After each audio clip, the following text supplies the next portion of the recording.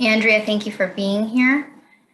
I'm really glad that you're able to feel that this is a platform which you can speak and use your voice to empower yourself and make the community aware of how you more than survived. We're going to go through those questions and some of what you have identified with as far as how you embody resilience and how you see yourself continuing to strengthen in areas where you are more than your experiences, and in other areas which you want to share where you're also struggling and vulnerable, which also gives the character of your survival so much inspiration for the community. Okay. So when did you first realize that the life you were living was not the one that you wanted on your journey?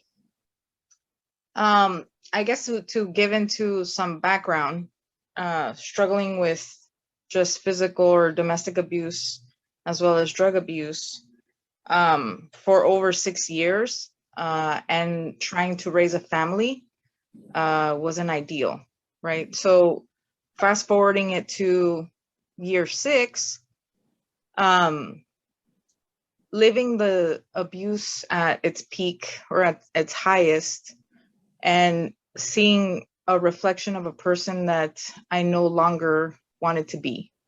The moment where the fun was over, in a way of saying it. The moment where you're not having fun, you're just hiding now, and you're in fear, and you're even scared of yourself and the person you're turning into.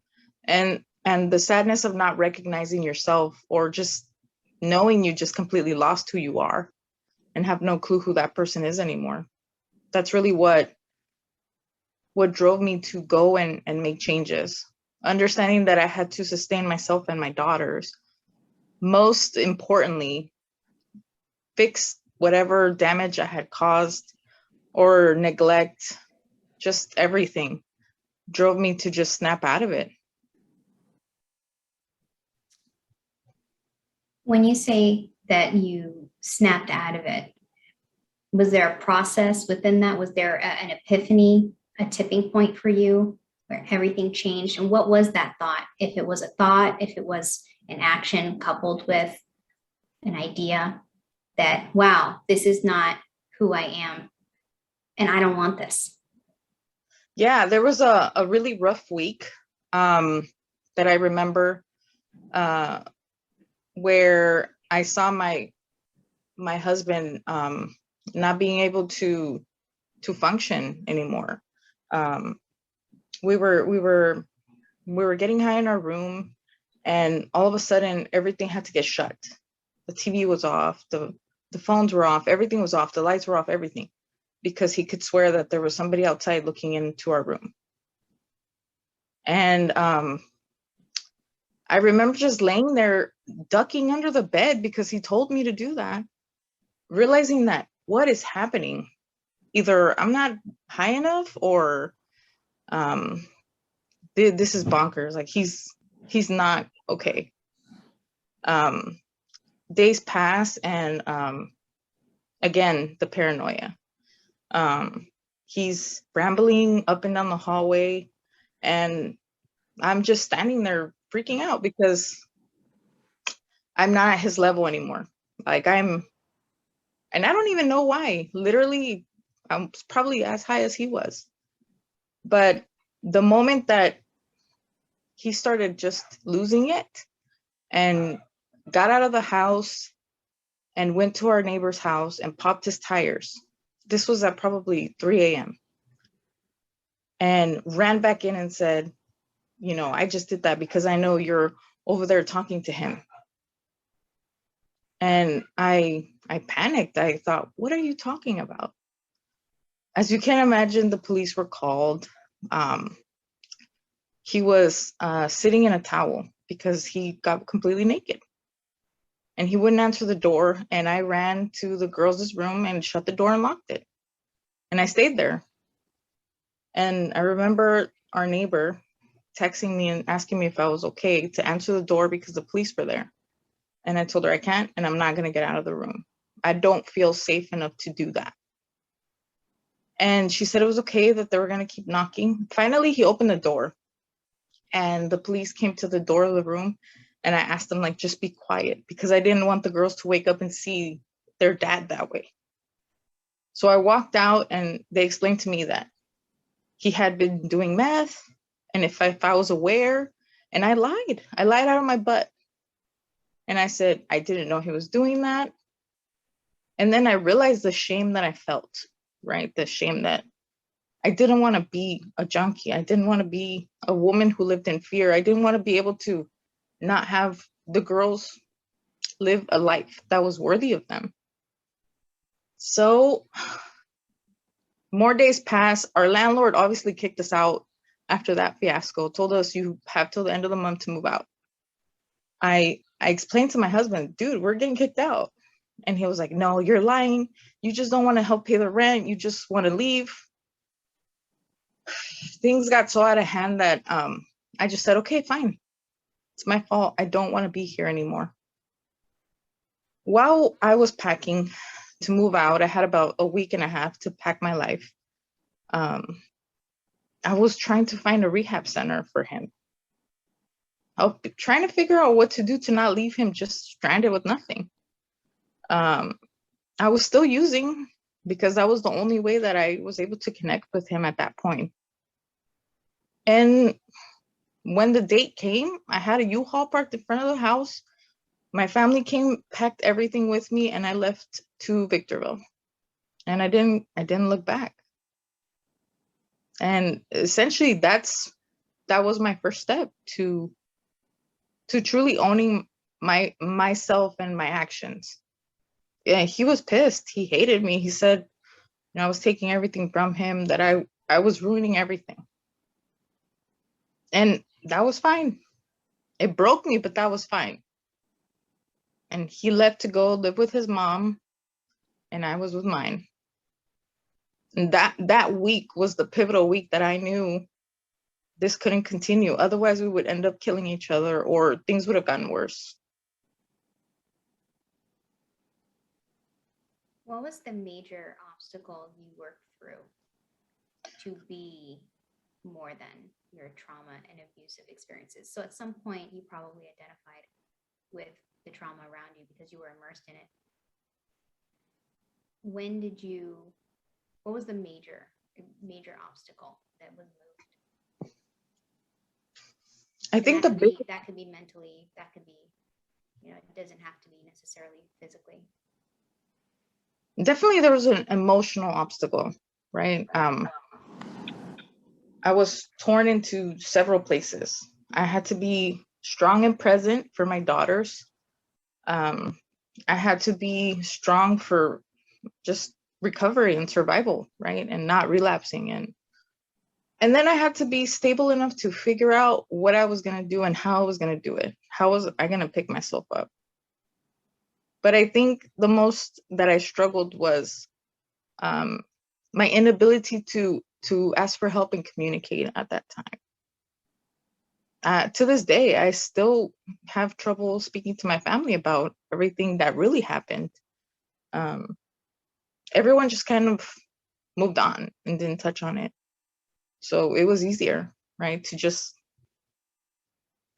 not really talk about that. But I think for me, emotionally, it was just really hard to come back. You did, and you came back, and you also reinvented yourself. Where do you see yourself now? And how would you describe you and your strength, and how you embody all these characteristics that you built for yourself to, I guess, make an armor of a woman that you are now? Where do I see myself now in regards to what? Like, to where you've been, and who you see yourself to be today. Yeah. Now I see myself with the life that I should have had all along. Right now, after time and time of figuring things out and talking everything out and understanding the value of what we want for each other and our family, and still being able to find those goals among each other, me and my husband. That was, I think, the biggest plus, because if he had been one of those people who just would have let themselves go into the addiction further, instead of being able to see what we were both losing, I don't think I would be here today like this. It would take a lot longer.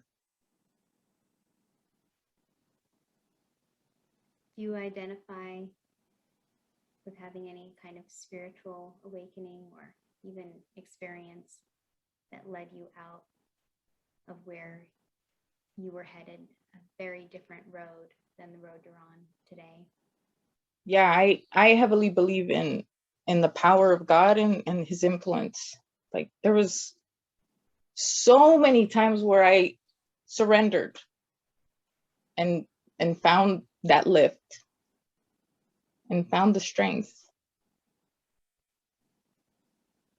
And I don't think there was any other way of putting it. The immense power of prayer got me through everything.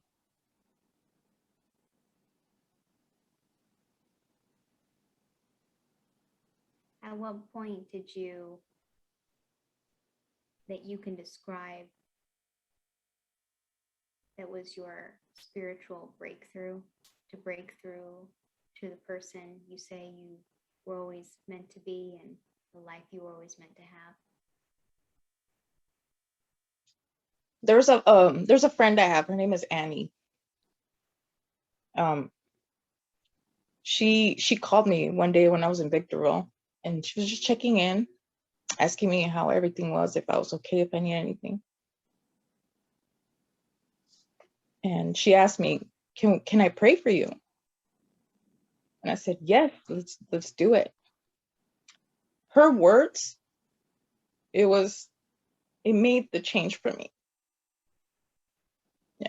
What she said determined that change had to happen, and I was going to be okay.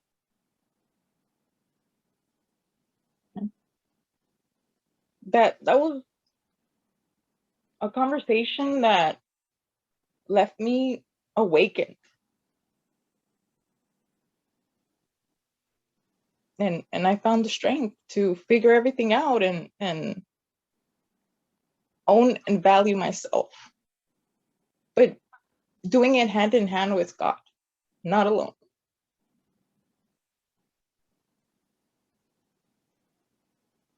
So you identified with the more aspect of the more than. Yeah. Because of God.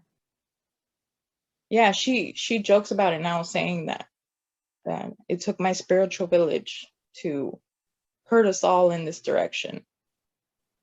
And I don't disagree, because if I hadn't relied on my faith or God, there was going to be no one else that I was going to rely on, because there was at that time no way I would have opened up entirely to my family and asked for them to help me, because I was like, they're going to have their opinions, they're going to think this and the other, they might kick me out because they're not going to approve of the things I did, and I couldn't risk anything like that at that time.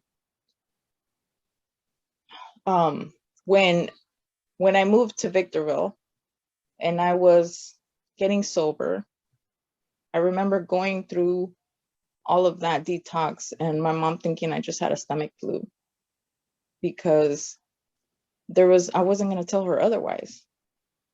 She was just, you must have ate something that made you sick. And I was like, yep, I did. And it was a week and a half or 2 weeks of just misery. But I got through it. And I figured out that the best way was to deceive everybody and figure out how to make up my own storyline so that I wouldn't have the judgmental eyes or the pity or anyone telling me that, oh, poor you can't do it.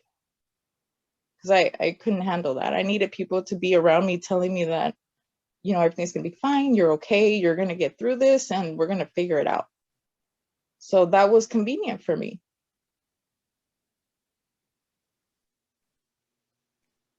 When did wanting a better life for yourself, your children, if that involved your husband or not, become the priority? It became your greatest want, a want more than the high that would just be temporary that you chase. When did you start chasing your own future? Uh, Being alone and away from my husband, I think made that pivotal point for me, because I was alone with my thoughts. I was alone to try and figure out, well, who am I? What am I aside from the things that I already know? I'm a mom, and you know, what else? What else did I used to like? What else did I do? What else? So chasing the need to find myself, chasing the need to find purpose in myself, and then also seeing the change in him, right? He would drive to Victorville every single weekend to see the girls. And one of the weekends, he and I decided to break our pipe. He still had it in the car, and I told him, we're gonna be done with this. And we had a conversation. Well, mind you, doing all of this, we had to literally do it outside of my parents' house because they did not want to see him anywhere near me.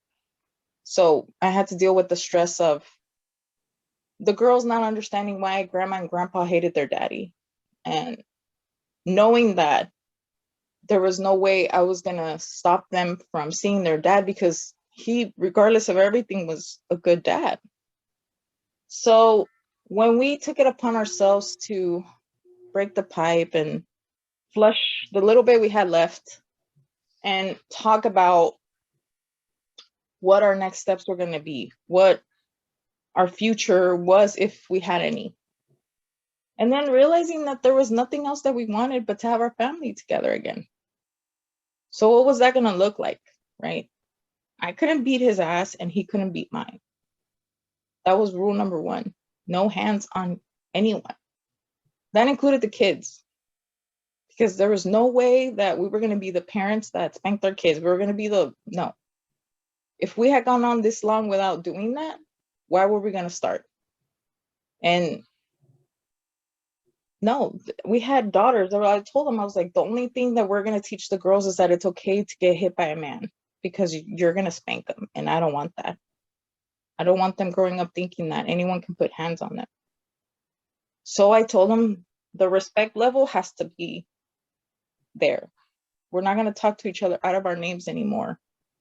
We're not going to, put hands on each other. We're not going to have fights. We're going to have conversations. We're going to have talks. And if we disagree, that's fine. Agree to disagree. But we're not going to go wild like we did. We have to make that effort and repair. When that conversation happened and he started to get sober, a lot changed. He was back to the person that I met. And I was turning into the person I remembered. And it was like starting a relationship over with a new person, because the people we were, it was not us. And I think we both kind of understood that, and we were both on the same page with that, because he jokes and says that you're like my second love, because the first one doesn't count. This is us doing it over. And it's been 4 years, and we both have held to the end of that bargain. And it truly has made our relationship really strong, because we've built a foundation that we actually could keep up with, versus trying to figure it out while we're going on, and while we were fighting, while we were high, it was not functional. It's really destructive and toxic.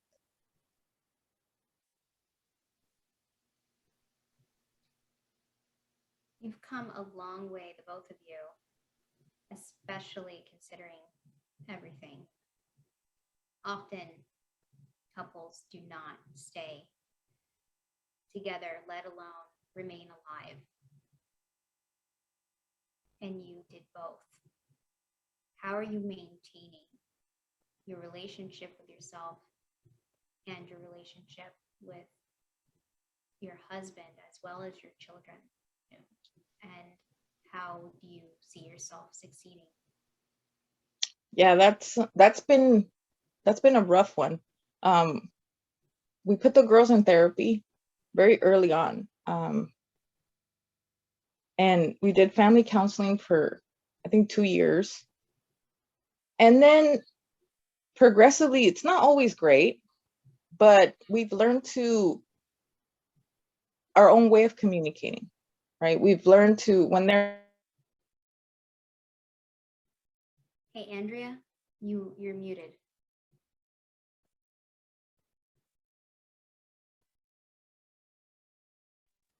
Can you hear me?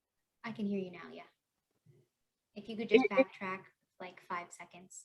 Yes. So it hasn't always been perfect. It has been a journey, a struggle where sometimes, we fall back because there were so many things in his mind that he can't remember.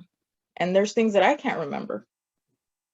But there's a lot that I do remember about the good stuff that we did, the fun memories, we have pictures, and he can't remember any of it. So the struggle for him is that challenging himself to, well, what else happened? I'm going off of your version of things that you remember, but I can't. His struggle is not being able to validate the memories that he remembers or doesn't remember. And the struggle is not being able to communicate about it because it's a one-sided conversation. And the aspect of, I guess, figuring things out has pushed us to continue therapy. The girls still do therapy from time to time.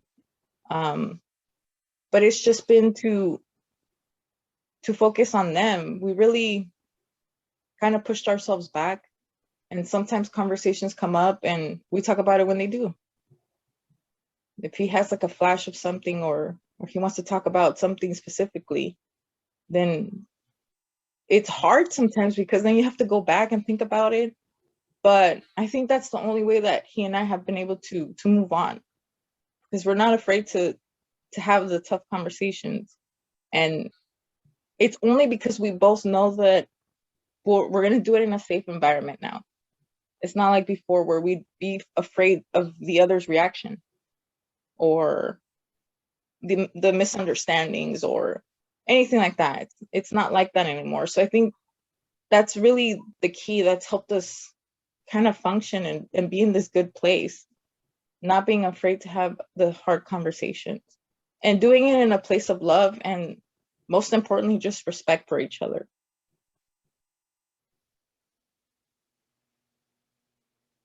Thank you.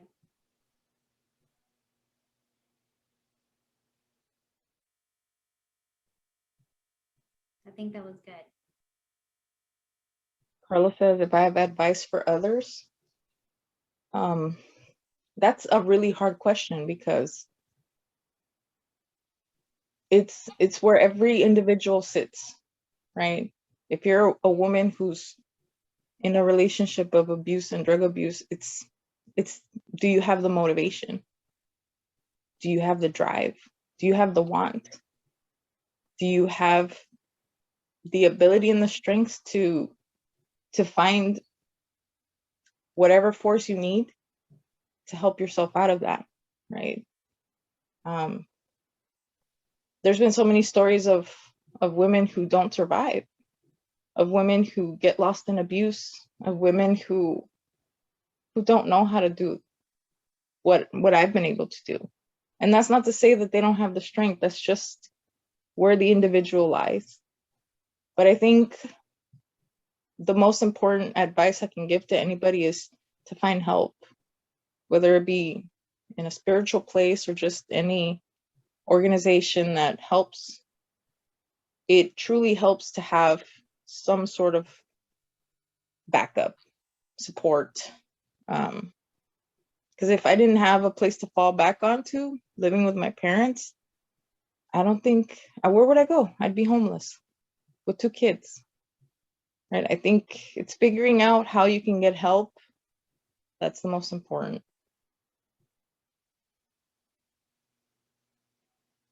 If you could say a few words or something to the Andrea who was struggling and felt like she didn't make it and who didn't see the light, what's something that you can tell her now, having gone through it all, having been successful, continuing the path, embodying this strength that you found through God? What are some words that you could say to her now? You know, that Andrea still lives very presently in myself. There's days where, I'll get one of those flashbacks or just memories come back where I remember, the things that I did or the things that he did. And I don't get angry anymore. I get annoyed because I've always been a very determined and strong person. And I just get annoyed at the fact that I let things like that happen to me. And I know that could be super relatable, right? Any woman can say, I shouldn't have let that happen. I should have been this or the other. But if I was, talking to that Andrea, I would tell her, it's fine. You're going to get through it. That's nothing. You're going to go through worse and you're going to get up. Just stand up and you're okay. Because yeah, I can easily just recall how evenly the playing field was. Like there was an instant where I was working and he was tired of seeing me on my computer. So he grabbed the computer and smashed it on my face. And I turned around and punched him. There was that easily of an instinct of me to not care. Like, you're going to go do that? Fine, I'll do it harder. Which is why I understood and I knew my strength. It's just having the balls to walk away that I feel that's the hardest part. For a lot of women that I've interacted with or talked to, I can see that being the hardest part. Because I know for me, literally picking my things up and leaving was something I couldn't even think as a possibility. I couldn't imagine, like, can I even do this without him doing something worse? Can I even? But when I started to do it and I realized that I own this power, this is me, I am going to stand my ground and be firm. What is he going to do about it? He knows how hard I can punch him. That would be my thought process. He knows I could easily figure out a way to get myself out of it. But I didn't think like that all the time. It took a lot for me to understand that there's no way this guy's stopping me. There's no way. Even though I loved him, even though I wanted him to be okay, even though I didn't want the girls to not have their dad 24/7, it was beyond that at that point. So I think owning your power and taking the step to leave makes the biggest change and the biggest difference.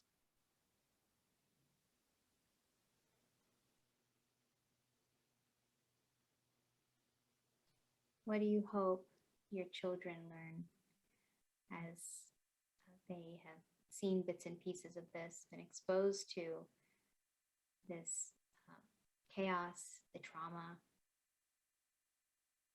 Yeah, for them it was, 6 years and some change of just too much for a kid to be seeing, right? Arguments, fights, and threats, right, from each other. It was to the point where I know that if I didn't start on damage control right away, we wouldn't be able to have conversations with them either. They would be just always sheltered and on the defensive and wouldn't trust us, you know? I feel like having them in therapy, being able to validate their memories and, you know, being able to say, yes, that happened and I'm sorry, was a big thing. Even though they were smaller, the kids, it shaped them. And I'm still trying to reprimand and fix all of that because it's not something that has gone away. They're holding on to the past more than I and Jose. There's no way that they were able to do all the work that we did as adults, right? And move on or just repair. They still have a journey for themselves with our help. But I think the most important part for them was us owning up to all of that with them and being as transparent as we have been. Because I didn't ever want them to think that they imagined it or that never happened, or give them the illusion that those memories are not something that should be remembered, because it will shape them. But I just want it to be in a way where they're empowered versus taking it as something detrimental. And I really don't know if that's going to happen.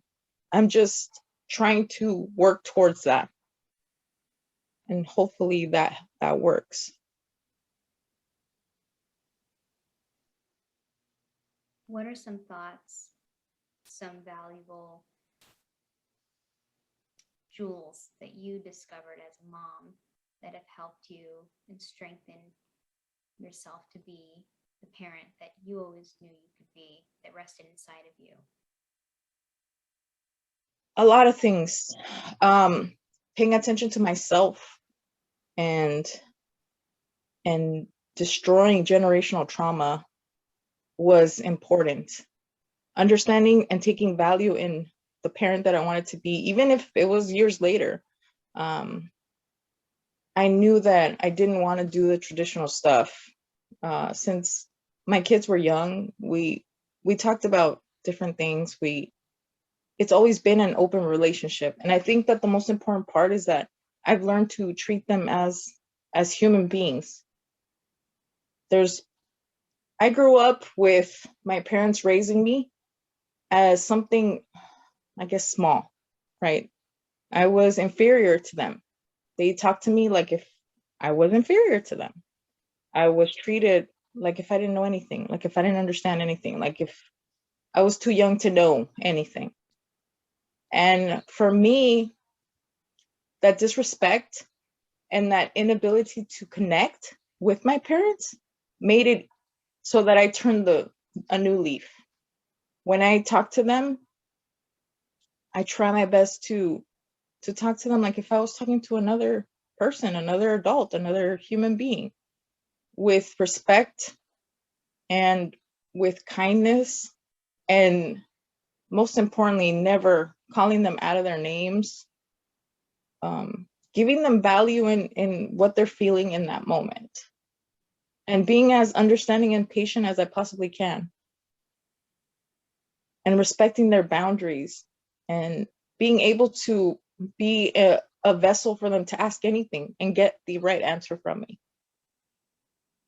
I think that's been what I've learned most importantly about how to be a mom after everything. I didn't want them to grow up feeling inferior to any adult because their voice was their power. And even now, I joke with them, but I really mean it. When if they get called into the office, and they feel intimidated or someone is not treating them with respect, I tell them, You tell them that you will not talk anymore without your lawyer, that they need to call their mom. Why? Because I don't want them to feel like they have no say in what's happening to them. When my eldest was younger, she got put in the counselor's office and was interrogated in such a way that left her shaken and left her scared. And I was literally parked outside waiting for her to come out of school, and they didn't call me to say that they were asking her anything. And ever since that day, I realized I don't want anyone ever intimidating my kids. I don't want anyone to ever talk to them like this. You know, it's needless to say that that person got fired, and never again did my eldest trust any administrator. And I don't blame her for that. But when she does get called into the office now, she firmly speaks, and she speaks her mind, and she's confident in her words, and she doesn't take crap from anyone. And that's the way I always want her to be. Because in a very young age, she understood it wasn't fair how she was being talked to. And I want to nurture that. I want her to know that no one has the right to ever speak to anyone in that way, even if she's a kid. And even more if I'm not there. I think teaching them that and harboring that and nurturing that is what gives me comfort in knowing that when I see things like that happen to them and they're able to just say, nope, this is not how this is going to go down. I'm proud. And I always say to them, if you're going to speak, you speak respectfully, because when someone hears you and you know how to talk, they shut up. They have nothing to say to you. But if you're going to go blab and act like a person that's not you in anger, you're not going to get anywhere. And I think to me, that was just the way I always did things. I was, really good at speaking my mind in such a way where you didn't have a comeback. And I wanted them to learn that. So I discovered that by speaking to them in a way that I would like to be spoken to, I got through to them a whole lot more. And they heard me, and they're acting on all the lessons that I've taught them so far, which is important. Do you feel that there was any broken trust between you and your children? And if so, yeah, where do you see you repairing your relationship and being that parent and gaining their trust back now, today? How are you doing that? Initially, I think it was like a culture shock for them. I went from, being in my room, getting high, neglecting them. I would feed them, have them watch TV, shower them, do all the things that I had to do, but I didn't spend quality time with them. So being sober and being with my parents, it was like a 360 for them. They had my unconditional attention, and they just didn't know what to do with it. They were suspicious. They didn't understand why all of a sudden now they were so used to their independence and getting things done on their own, but the trust was broken, especially with my oldest. She took on this role of, I have to take care of my little sister, or I have to make sure she's quiet or she's around, or that she doesn't go bother her mom and dad. Like, there's this role she took, I'm aware of. And now that she's older and she has, younger siblings, I've taken it upon myself for her to live her childhood, right? You have zero responsibility with these little ones. I don't need you to be a mom. I need you to be a big sister and just have fun. Pushing that, I think, is helping repair a little bit at a time, at least, where and I'll get comments from family, she's old enough to help you. I don't care. I've had more children because I wanted a bigger family, and we made that decision. But I also wanted to focus and make sure that she was going to live a piece of her childhood that she didn't get while we were away. So building that and ensuring that I hold my end, and of course with rules, and you have a curfew, this or the other, but not stopping her from discovering herself and figuring out her own and having fun with her friends. And the same thing goes with my other kid. Like, you want to do these? Let's do this. But not giving them that sense of they have to be the parent. I think that's how I help fix the trust, letting them be kids.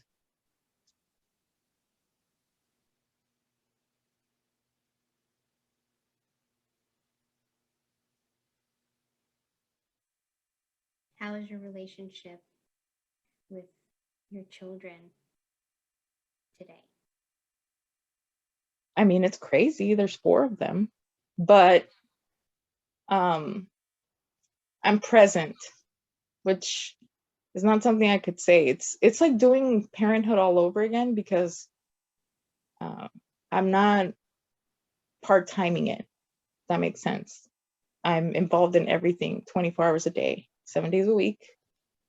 And I just, it feels good to do that and make sure everyone is fine and make sure that they all have what they need, and there's not any piece of me that's missing because of it. I feel whole when I do that.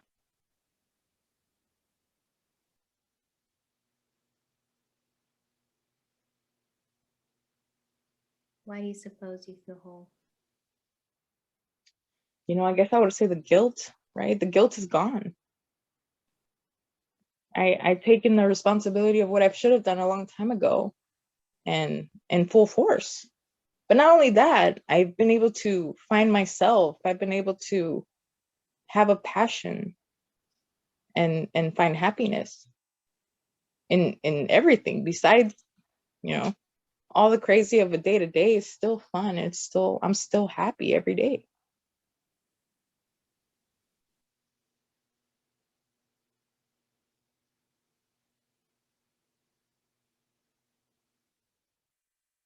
One last question. What are you most proud of right now about Doing yourself? this, doing this. This is something I didn't know I was gonna be able to do, right? Um, Being so open about something that I try to keep to myself for a long time, but also being able to say that, you know, I was there in a dark place and then I'm not anymore. And not once did I lose my kids. Not once did they need or miss something. They always had what they needed. Well, at least material wise, right? Um, Being able to say that, I think, and then finding a partner who was able to do it with me, the good and the bad, without any regard, or just having the boss to say, we're in it, and we're going to get out together. That I'm proud of. I'm proud of him.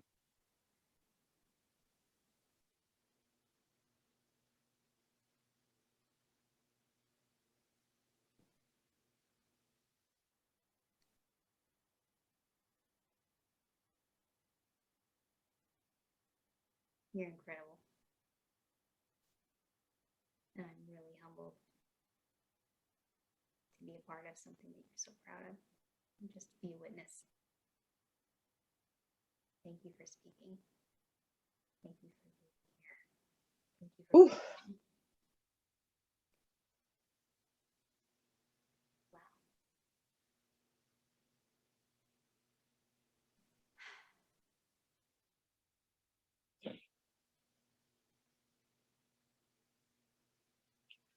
The knot in my stomach is gone. Good. Because you don't need any more fucking holes. because you're whole now. You keep you're maintaining that wholeness. You fight so hard because you believe in yourself. Amazing. Oh, yeah, Andrea had dropped off a little camera, and I'm not using that little camera at the moment, so. All right, Carlos, you can chime in. What do you think? I am unbelievably proud to know you. And we share some very basic principles in the way that we address children. To me, they are total human beings with minds, dreams, and we're there just to nurture that, not to make them fit into any mold. Yeah. Good for you.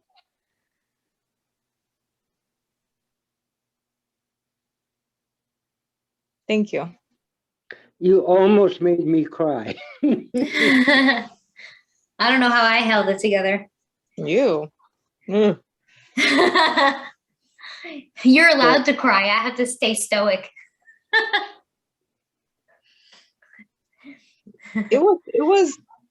It was hard to pick and think about an aspect of it, because like I told you guys, it was 6 years of a lot, right? But I think the most important part was this part, how the journey of recovery, the journey of sobriety, and the journey to fix and have and obtain and fight with a lot of love for the life that I want. And it continues. Yeah. Way to go. How do you feel about it? How do you feel about what we did, what you did? You know, I feel good about it. I know that you know, it's just hard to wrap my head around, right? Sometimes I wonder why I'm still here, but I don't doubt why I'm here. I just wonder what else am I supposed to do. And it's a nonstop thought. I always want to do more and do more and do more, just fill myself. But at times I just pretend like that part of me didn't happen. And sometimes that's easier. Like, hey, she's not there. It just still, and I don't think it's ever going to go away. It's still going to be something that I'm figuring out or moving on from. It's not always going to be 100% out of my system or out of my mind. I think I needed to always be there as a reminder of what my life needs to look like, and fighting for that every day. But it seems easier now. Like September, we celebrated 4 years being sober, and we thought to each other, like, wow, that was fast. So much has changed. So much has happened, but in a good way. And you would think like, oh, 4 years, that's nothing, that's nothing. But when I think about where we were at and how much money we blew off, like we could have bought a house already. There's shit like that. Like he thinks about that a lot. That's why his motto now is, go get it, go buy it, go do it. We spent money on worse things. Don't even think about it. Let's go. Let's do it. And that's so refreshing, because it's fun to live in that and knowing that we can do it, right? If we spent it on other things, why can't we? Why can't we go to SeaWorld or do something fun, right? We had the money. So it's just rerouting it to making fun memories. And that's another thing, right? Thinking about, Jesus, I don't even want to think about it anymore, how much money we spent on that. But I lost my teeth for it. Still haven't been able to fix that. Like there's always a constant reminder, right? All the weight I gained, all the bad dental, all the hair I lost, right? There was physically, I was not this person. I didn't look like this. And that also helps, because when I look in the mirror, I don't see that person anymore. It's there, but not entirely. And I tell him, like, once I fix my teeth, I'm not even gonna think about it. I'm not gonna remember. I'm just gonna laugh about it. But you know, they say that you're gonna have things happen to you. You pick on your face, like all those things are true. I think the scariest part is to think about how badly we had hallucinations, how badly we just tormented each other over things that weren't even there or real, or that was scary. Thinking on how I remember doing those things, but he can't. He can't remember, and I know it's because part of him doesn't want to. And he's not ready, and that's okay. It's just for me owning that and acknowledging that that was the person I was. I can't. I don't want to be that. I don't want to look back and do that ever. Because that was not someone that could take on the world. That was not someone. I still don't know how I functioned. I still don't know how there was always food in the fridge. I still don't know how I did all of that. Being as addicted as I was. I don't know. To the point where I couldn't function if I wasn't high. If I wasn't high, I'd just be dead asleep. How is a person gonna do that? 24, it was days I would go sleeping. Like, no. There was no way I could bring my kids up in that world. All of those thoughts just flashing before my eyes. I couldn't do it anymore. And then the strength it takes to stop a meth addiction, cold turkey.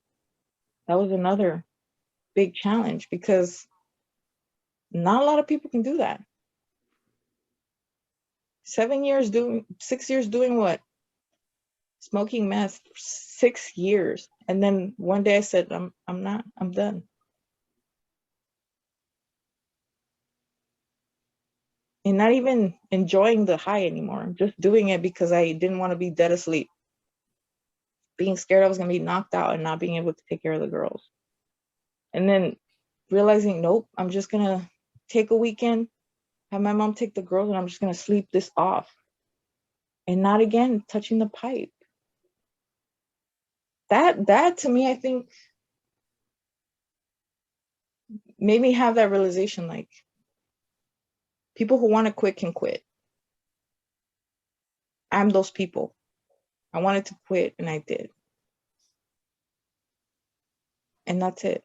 There was no second thought or doubting myself. So I was like, I'm done. And that meant giving up my family for 6 months. Because that's what it took. We were separated for 6 months. And then after that we got our shit together. Literally, because we weren't gonna be, I held him accountable. You're not gonna be weak, and he held me accountable. I'm not gonna be weak. And we're gonna hold each other's balls and get it done. I think that's the best way I could describe it, because there was no way we were gonna get sober without holding each other accountable. Andrea, are you still recording? I am. Yeah, you have to, part of what you just did needs to be Incorporated. Yeah, I mean, it's powerful. Hell yeah. It's, I mean, you know, some people would argue that staying with someone that you've been abusive with, an abuser, it can't work. And someone might even question your ethics, question your parenting. What would you say to those people? What would I'm you say? guilty. Yeah, I would say I'm guilty. I would say 100%. 100%. I should not have been with my kids. 100%. They were not okay. But that's not to say that, yeah, I mean, I can't even make it look pretty. There's no way. We were not present. Every minute or chance we got, we spent hours in our room. We trained the girls to take care of themselves, to figure out how to get their own snacks out of the fridge. We prepped everything so that it was easy for them. There was a conditioning. They knew not to, if they needed something, they'd knock on the door and go back to the room and wait for us to go see what they wanted. Yes, 100%, I am guilty and I was not fit to do anything. And yes, of course, my decisions, right? But here's the thing. I'm not an aggressive person. He is not an aggressive person. Who we became was the meth. And I think knowing each other before, we both understood that. And that's something someone else would say, right? Another woman could say the same thing. That's not who he is. That's not who he is. But I think the proof is in where we're at now. How far he's come to be sober with everything. How far he's come to fight for his family. How far we both have come to fix everything with our kids together. If that hadn't happened, then I would say for sure, question me and my mentality, because I must be insane for holding on to someone. But I see the value in him, and he saw the value in me. And I think, yeah, I mean, people say love is blind, and for sure, because we're deeply in love with each other, and there was no question on each other, and trusting each other was 100, because I think that never went away. After all the crazy, after everything we did, the foundation of our trust was never lost. And if we didn't trust each other, for sure, I would question every other decision that I made after that. But knowing the value of the person that you've chosen, or the person that came to you, and I had trust in God and in the place He was taking us. If it hadn't been for Him, we would not be sober. We would not be together. That I saw the blessing in us doing it together, and it worked. And I trusted and I surrendered, and we figured it out. But yeah, 100%, there was no way that we should have been responsible for anything at that time. And thankfully, my parents have always been nearby. His parents have always been nearby, where they'd come pick up the girls, and I don't know if they ever knew before we told them what was going on, but they always knew that we'd fight. And I know that deep inside they just kind of wanted to give the girls a break from that. So they ask, can we go pick them up? Can we? And I think that helped balance them, even though that shouldn't have ever happened.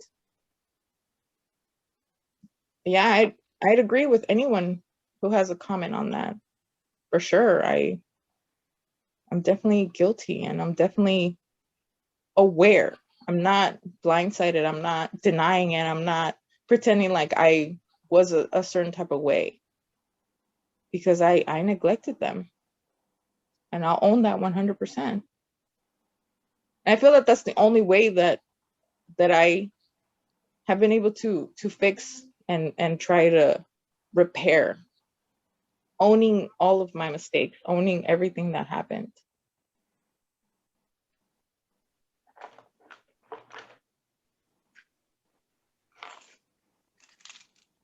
many people cannot live to say that they're with the person that they did drugs with, that they suffered with, that they've gone through physical violence with, and to be a different person, to be the best person that they can be today, to be sane, to have a good heart for people, to still want to be the best mother, the best wife, the best person. People don't get to live to tell that story. Yeah. I mean, I'm not alone in this. I think if it wasn't for all the support and all the, he just hypes me up. He brings out the best version of me, and I do the same for him. And I don't think that if we didn't push each other and we didn't believe in one another the way that we do, you know, the depression, the hole would have ate me alive already. It would have taken over me. And that's not to say that it's completely gone, because I still suffer very heavily from depression. I have days where I'm non-existent. And it's my own fight that I take every single day to be out here. And he always tells me, you know, how can I help? What can I do? And there's sometimes that the other person can't do anything, because you literally have no idea why you're feeling this way. Sometimes there's really no answer. And I don't know if I'm going to beat this battle or when that will happen. But I know that every day it does get better.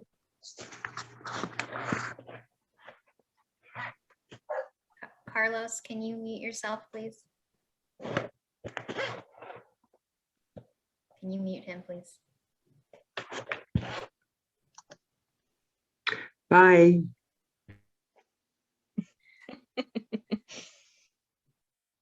Is there anything else that you want to say that helped you see the lighthouse in you, that you weren't so much of tossing around in a little boat, but you were a light bearer, steadfast on solid ground, and can be a part of the beautiful experience of the sea without drowning in it?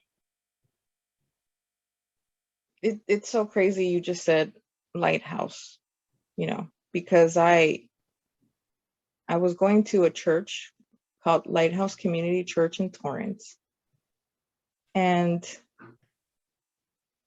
that literally, hearing the scripture, right? And having that solace, like that feeling, that deep dagger that's going into you, right? That the word was literally talking to me, telling me, I hear you. That blew me. There's not a Sunday where I wasn't crying in church, because that was for me. That's my strength. That was my power, because I was being heard and he was answering.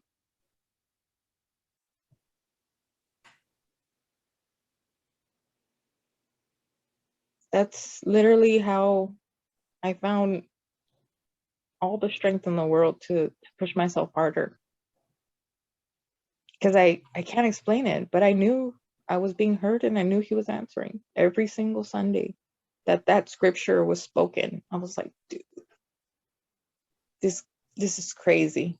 This is for me. He's telling me, he's showing me, he's leading the way, guiding me. And I had to follow. And I did blindly. I surrendered, and I'm here.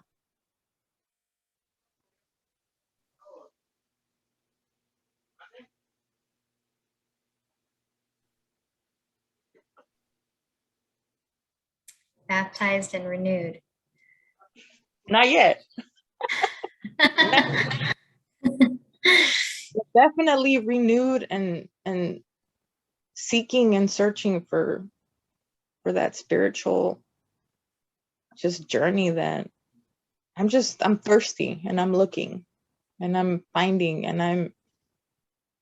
I'm finding comfort in knowing and looking and all of that. It's just, not limiting myself, but just being open and having that relationship with God, I think is essential for me. It's needed. I need it every day to just be okay.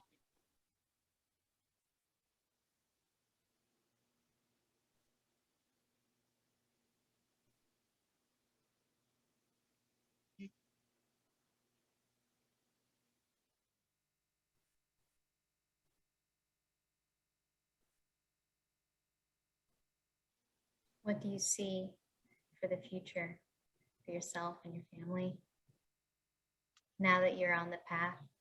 Maybe a baptism of sorts. Well, I don't know about a baptism, but I see definite hope. I see recovery at its fullest. I see kids who are happy, who are thriving, who are open, and who are, I don't know, just good, right? I see my husband and I growing old together. There's the infinity of all of that, right? The ability to be able to do that, think about the future is really what it's all about.